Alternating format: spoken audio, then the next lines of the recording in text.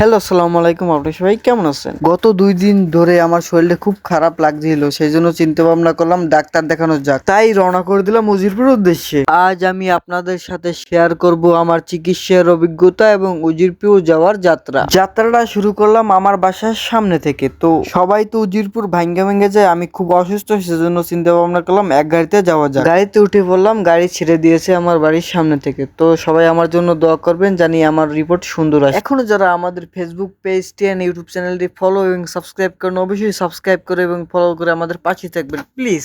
অবশেষে উজিরপুর হসপিটাল আমি পৌঁছে গেছি। আমি এখন ডাক্তারের জন্য অপেক্ষা করছি। আপনারা যে চাচ্ছেন যে আপনারা ভালো একটা হসপিটাল চিকিৎসা নেবেন, তাহলে এখান থেকে আসতে পারেন। এখান থেকে মোটামুটি পরিবেশ ভালোই আছে। এটা হচ্ছে উজিরপুরের প্রাইভেট লিমিটেড, মোটামুটি ভালোই উন্নত।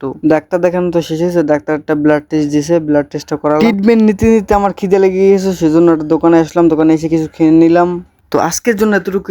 সবাই ভালো থাকবেন, সুস্থ থাকবেন। আসসালামু আলাইকুম রহমতুল্লাহ।